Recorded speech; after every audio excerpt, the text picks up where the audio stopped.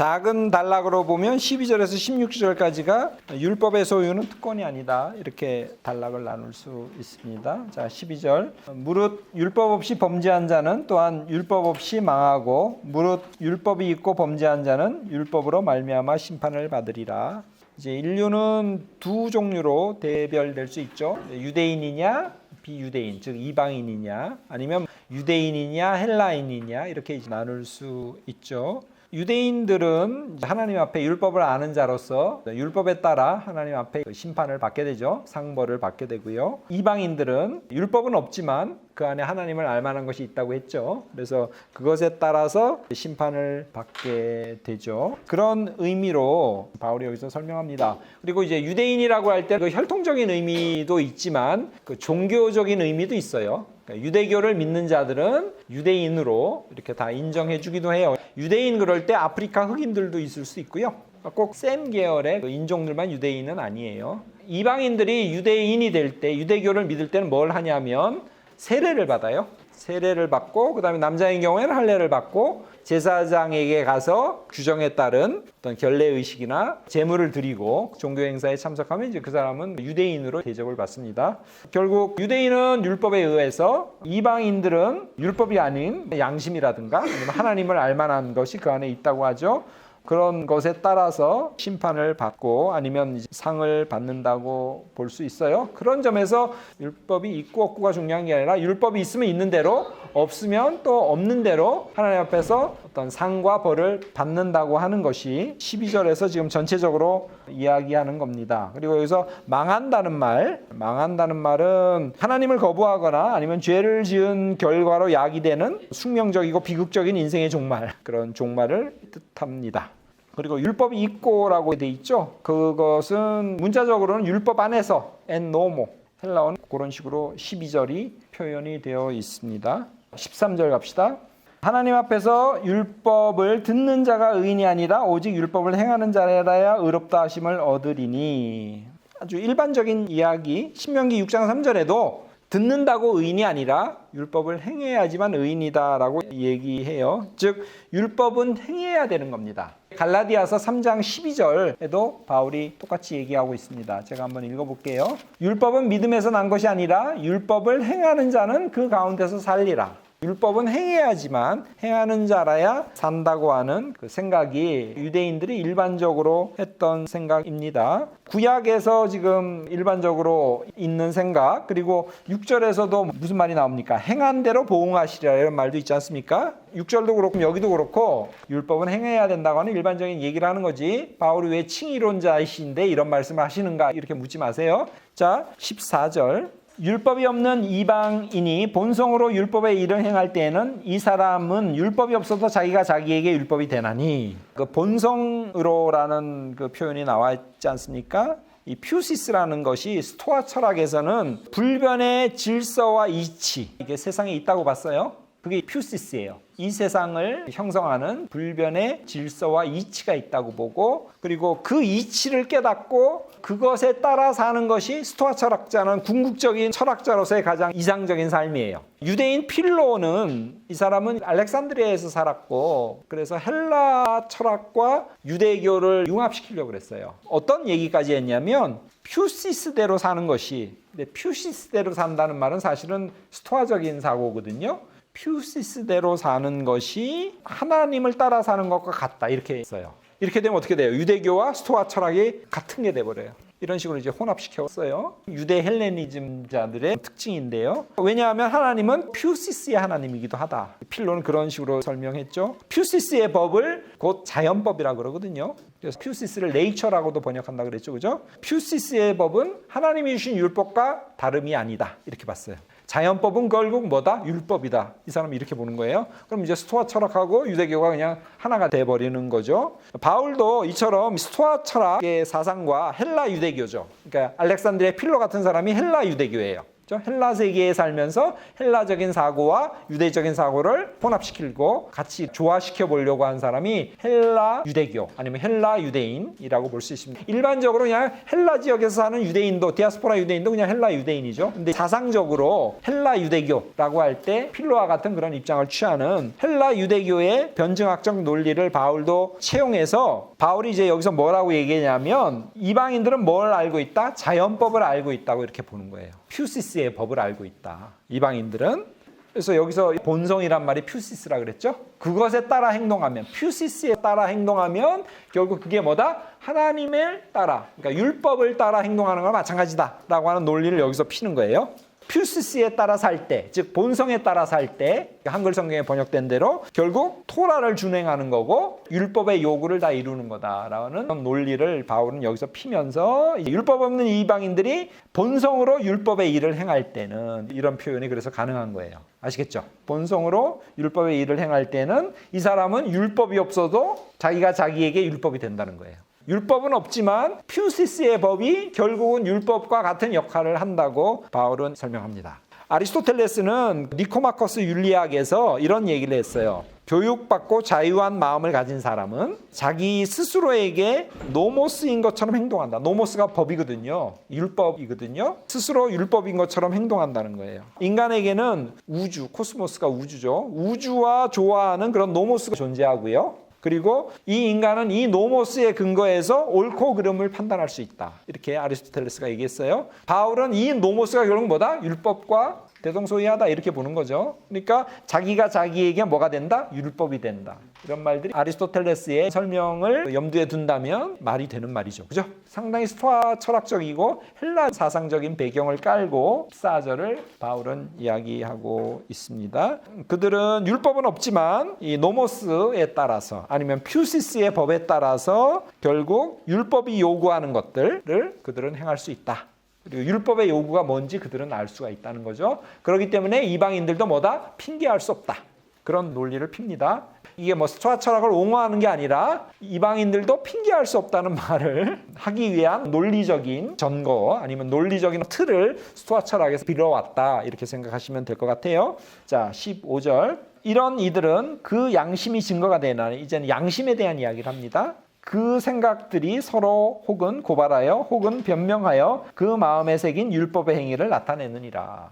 율법은 없지만 그들 안에 양심이 있어서 뭔가 잘못된 일을 하면 양심이 고발한다는 거죠. 양심이 찔리고 그럼 한쪽에서는 그걸 뭔가 변명을 늘어내고 그러나 양심의 소리는 계속 나를 고발하고 뭐 이러면서 마음에서 번민하게 되고 갈등하고 혼돈을 겪고 이러는 거죠. 그죠? 그게 결국 뭐다? 그 안에 노모스가 있다는 뜻이고 율법의 행위를 해야 되는 건지 말아야 되는 건지에 대한 그런 기준을 양심이 제공해 준다. 이제는 또 양심이라고 하는 어떤 새로운 개념으로 이방인들은 율법을 모르지만 그럼에도 불구하고 율법의 행위 어떻게 해야지 율법의 행위대로 하는 것이고 아닌 것을 알 수 있다고 얘기하죠. 양심이라는 것은 헬라어로 수네이데시스인데 문자적으로 함축하는 뜻은 자신과 함께 나눈 지식, 자신 스스로에 대한 인식, 그리고 내가 선한지 악한지를 내가 판단하는 그 지식, 그게 양심이에요. 나 자신과 함께 나눈 지식, 내가 나에 대한 지식이 양심이죠. 내가 잘못했다고 인식되면 이 양심이 나를 괴롭히죠.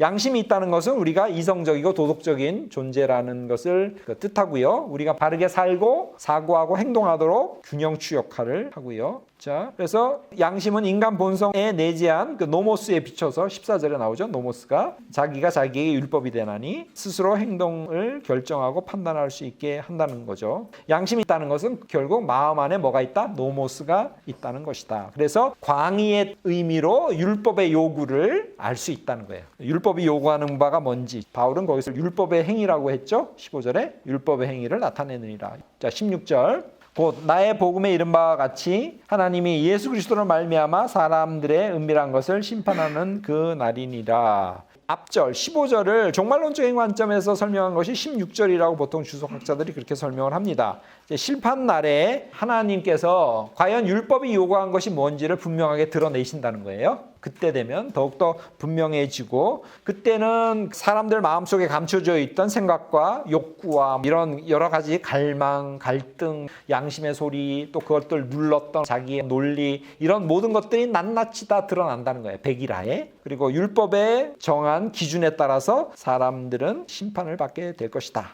라고 바울은 얘기합니다. 이 구절은 계시록 14장 6절 7절을 연상시켜요. 사람들의 은밀한 것을 밝히 드러내고 심판이 온다고 하는 사고는 고린도전서 4장 5절에도 나옵니다. 나중에 한번 찾아보시기 바랍니다. 심판이라는 말은 2장 2절 같은 데서도 이미 언급이 되었죠. 5절 6절 같은 데서도 진노의 날, 하나님의 의로운 심판 이야기가 됐습니다. 주님은 구원자이시기도 하죠. 그렇지만 또 동시에 심판자이시기도 해요. 왜냐하면 고린도후서 5장 10절에 보면 우리가 그리스도의 심판대 앞에 쓴다 그랬죠. 그랬기 때문에 여기서 복음에 이른 바와 같이 하나님께서 예수 그리스도로 말미암아 우리를 심판하시리라고 하는 그 표현이 나름대로 성립된다고 볼 수 있을 것 같아요. 자, 17절부터 또 작은 소단락인데요. 17절에서 24절까지가 율법을 위반한 유대인이라고 제가 제목을 한번 정해봤습니다. 자, 17절부터 합시다. 좀 전까지는 이방인이나 유대인이나 다 핑계치 못할 거고, 이방인들에게도 알만한 것, 그리고 율법의 요구가 뭔지 양심이라든가 아니면 퓨시스,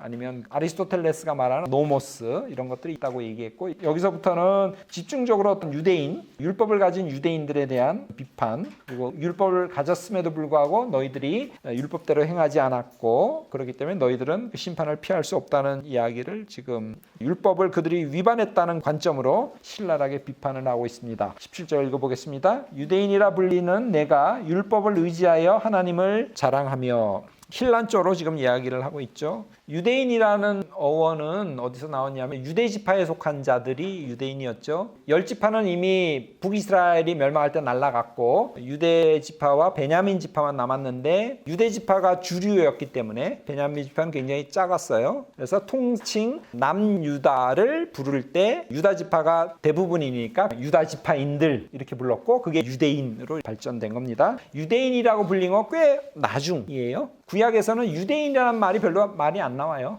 그리고 유대인이라는 것은 다른 이방 민족이 이스라엘 사람들을 부를 때 부르는 이름이에요. 유대인 스스로는 자기를 유대인이라고 부르지 않아요.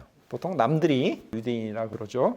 자, 그래서 유대인이라 불리는 내가 율법을 의지하고 하나님을 자랑한다고 얘기하죠. 선택된 민족으로 십계명을 받았고요. 그리고 그들은 그것을 굉장히 프라이드로 여겼죠. 우리들은 선민이다, 그리고 제사장 백성이다라고 하면서 하나님과 특별한 관계를 유지했죠. 구원사에 있어서도 그들은 특권을 누리죠. 아브라함의 자손에 대한 축복. 그 아브라함이 그 믿음으로 열방의 아비가 되고요. 그리고 시온이 종말론적인 하나님의 구원의 가장 중심축이 되죠. 모든 열방이 시온으로 나중에 다 올 거라고 하는, 그리고 흩어졌던 이스라엘이 다시 이제 회복되고 뭐 등등등등, 이런 구속사적으로 다른 민족과는 비교할 수 없을 정도의 그 우월권, 우위권을 가지고 있었고 거기에 대한 자부심도 대단했죠. 근데 이제 이것이 우월주의로 가면서 자기들만 잘났다고 하는 배타성으로 자꾸 빠져버리는데 이제 문제가 있죠. 그것을 비판했던 가장 대표적인 구약 성경이 뭐예요? 요나서죠. 유대 우월주의. 우리만 구원받는다고 하는 그런 것에 하나님께서 아니다라고 말씀하시는 것이 요나서죠.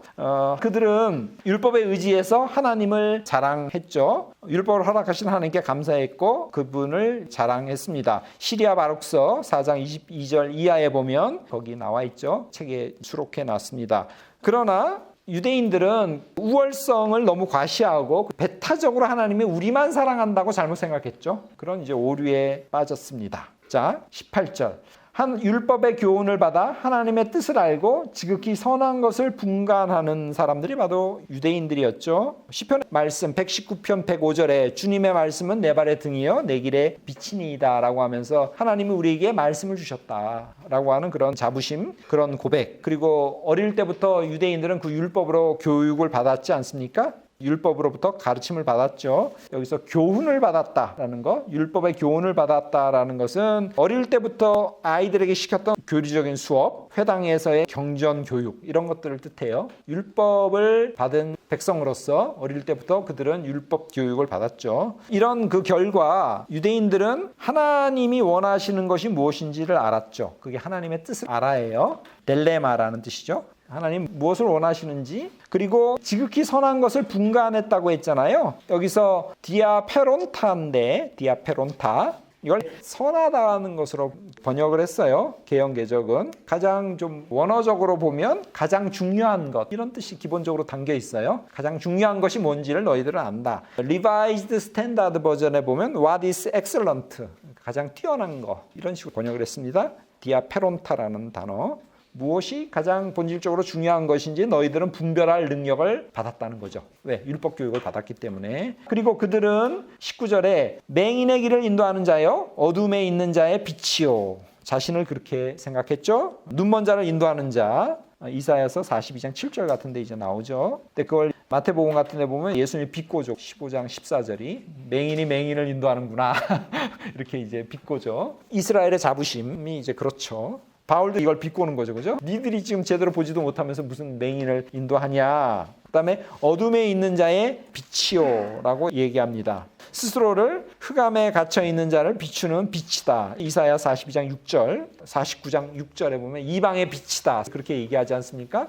어둠을 비치는 이제 빛이라고 자의식이 대단했죠. 그리고 또 20절에 보면 율법에 있는 지식과 진리의 모본을 가진 자로서 어리석은 자의 교사여 어린 아이의 선생이라고 스스로 믿으니. 계속 유대인들의 자부심에 대한, 그들이 어떤 자부심을 갖고 있는지 어리석은 자의 교사라고 그렇게 이야기를 하고 있어요. 어린 아이의 선생이라고 얘기하죠.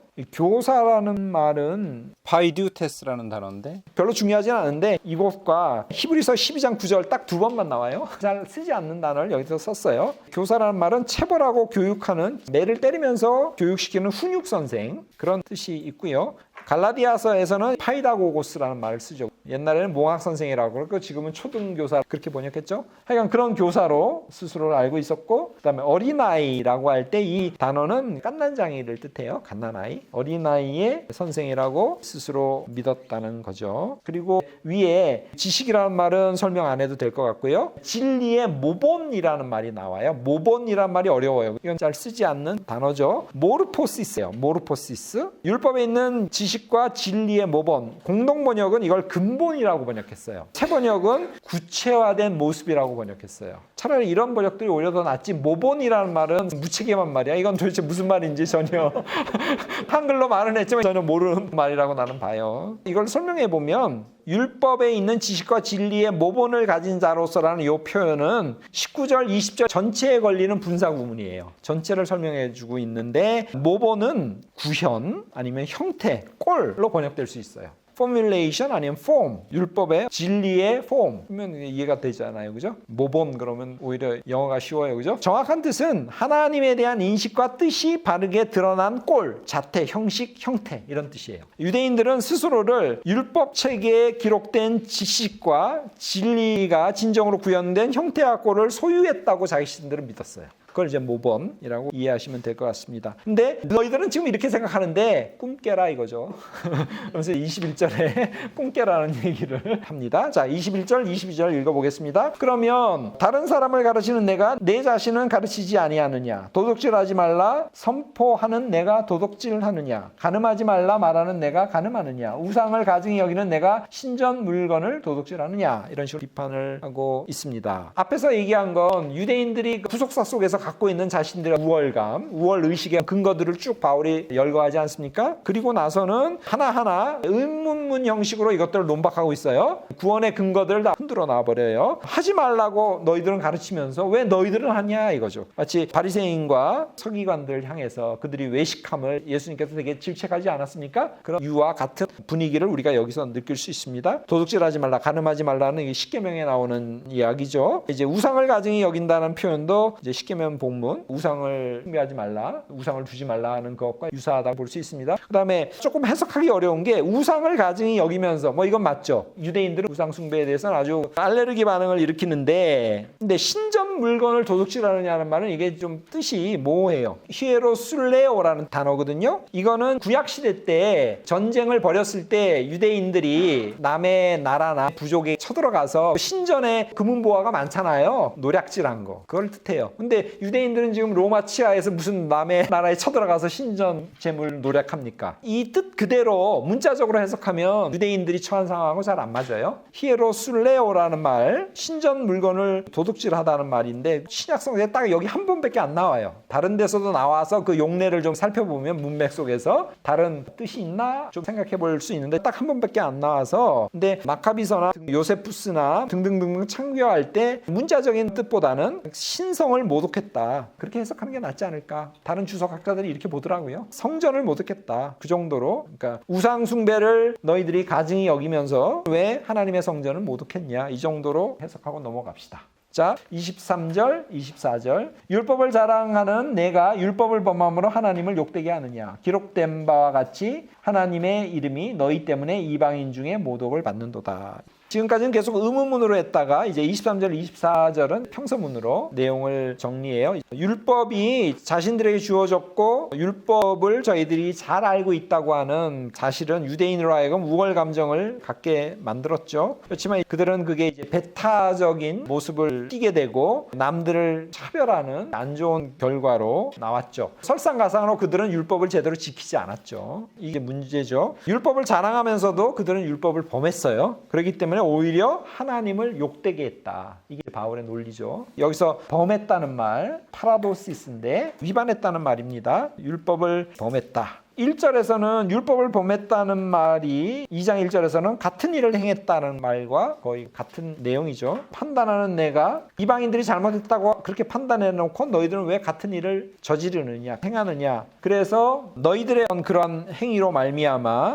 하나님이 욕되게 되었다고 이사야서 52장 5절을 인용하면서 바울이 그렇게 이 단락을 끝을 맺고 있습니다. 자, 25절부터 할례는 유대인을 결코 의롭게 하지 않는다 라고 하면서 29절까지 2장 끝까지 지금 바울이 얘기합니다. 유대인들이 또 자부심을 갖는 것 중에 하나가 이제 할례잖아요. 우리는 이제 할례를 받았다. 자, 25절 이제 읽어봅시다. 내가 율법을 행하면 할례가 유익하나 만일 율법을 범하면 내 할례는 무할례가 되느니라. 할례라는 것은 그 아브라함 때부터 시작됐잖아요. 하나님의 선택받았다, 하나님의 백성이 됐다, 하나님이 자신을 열국의 아비로 세웠다고 하는 하나님과의 특별한 관계, 택함 받았다는 그 표로서 할례를 하라고 하나님께서 명하셨죠. 그래서 아브라함부터 시작해서 할례를 해요. 창세기 17장에 나오죠. 유대 땅에 사는 사람이 이방인이더라도 만일 성전 제사에 참석하려면 할례를 받아야지만 성전에 들어갈 수 있었어요. 예수님도 그렇고 바울도 그렇고 난지 8일 만에 다 할례를 받으셨죠. 또 할례는 밖으로 드러나잖아요. 그 표가. 그렇기 때문에 유대인의 정체성과 관련해서 굉장히 중요해요. 할례를 하느냐 안 하느냐가 외적인 그 표징이 되기 때문에 정체성에서 굉장히 중요한 역할을 합니다. 자, 그래서 이제 바울은 할례를 다뤄요. 너희들이 아무리 할례를 했고 할례에 대해서 자부심을 갖는다고 하더라도 중요한 건 뭐냐? 율법을 제대로 행하느냐는 거죠.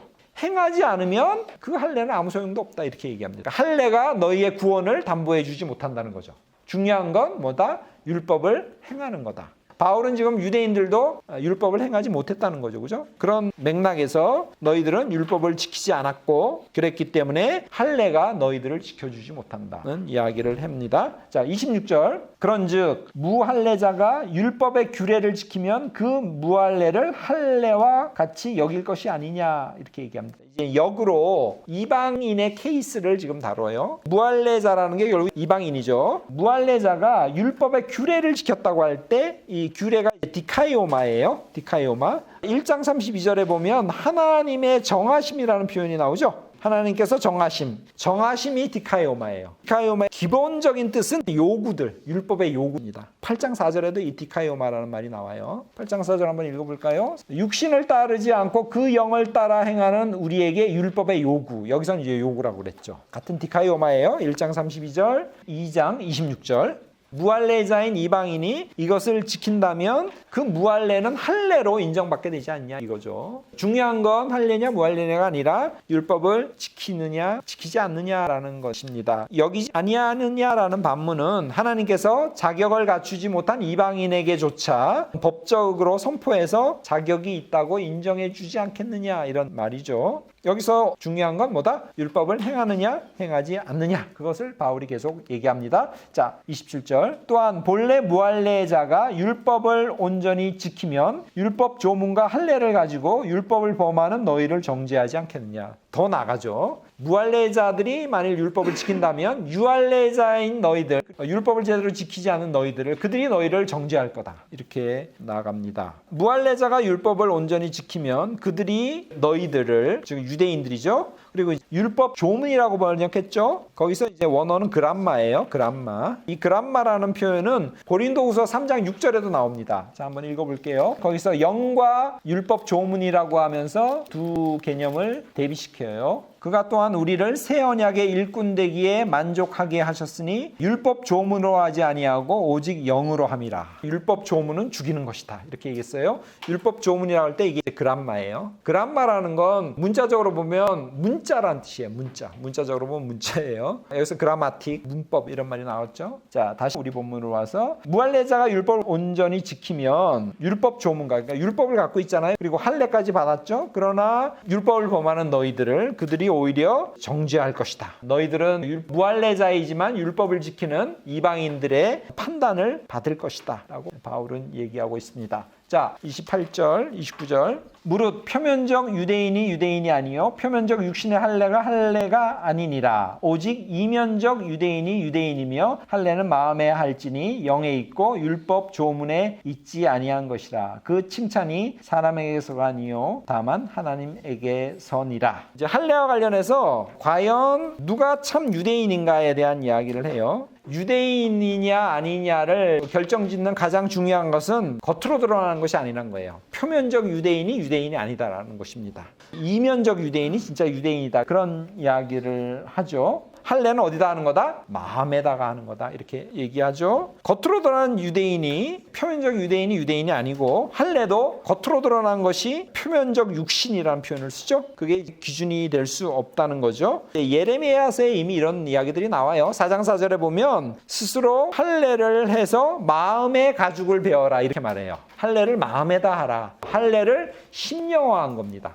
할례를 영적으로 해석한 거예요. 이러한 구절들이 빌립보서나 이런 데도 계속 나와요. 그래서 3장 같은 데도 쓰죠. 그러면서 마음의 할례를 하는 게 중요한 거지 표면적으로 겉에다가 하는 건 별로 중요하지 않다라고 하죠. 이면적 유대인이 진짜 유대인이다라고 얘기하죠. 중요한 게 뭐다? 문자가 아니라 그람마가 아니라 뭐다? 아까 고린도후서 3장 6절에서 영이잖아요. 문자가 아니라 영이라는 거죠. 표면적 할례가 중요한 게 아니라 표면적 유대인이 중요한 게 아니라 이면적 마음에 하는 할례가 중요하다고 바울 이야기를 하죠. 그러니까 문자가 아니라 영에서 거행하는 마음의 할례가 진정한 할례다 라고 이야기를 합니다. 마음은 하나님께서 새 언약을 세우시는 장소예요. 예레미야서 31장 33절에 어디에 새겨요? 이제는 마음판에 율법을 새기잖아요. 돌판에 새기지 않죠. 마음판에 율법을 새겨서 다시는 너희들이 내 계명을 나의 말씀을 잊었다고 말하지 못하게 하리라 이렇게 해야죠. 마치 문신을 새기듯이 마음판에다가 새긴다 그랬거든요. 할례도 어디다 하는 거다?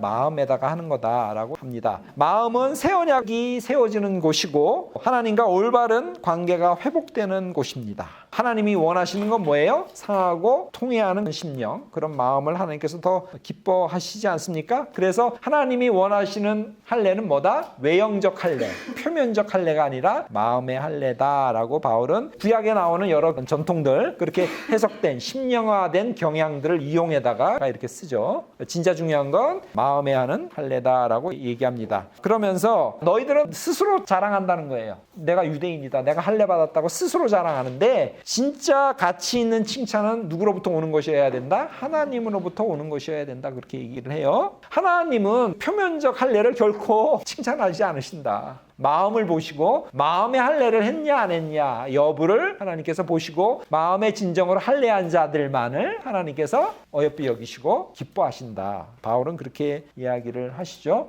그러면서 앞서 얘기했던 하나님은 얼굴을 보시는 것이 아니라 마음을 보신다고 하는 내용을 여기서 반복하고 있습니다. 하나님으로부터 우리가 칭찬을 받기 위해서는 겉으로 보이는 눈에 보이는 그런 것들이 중요한 것이 아니라 우리 내면적인 우리의 마음이 중요하다는 것을 바울이 말하고 있습니다.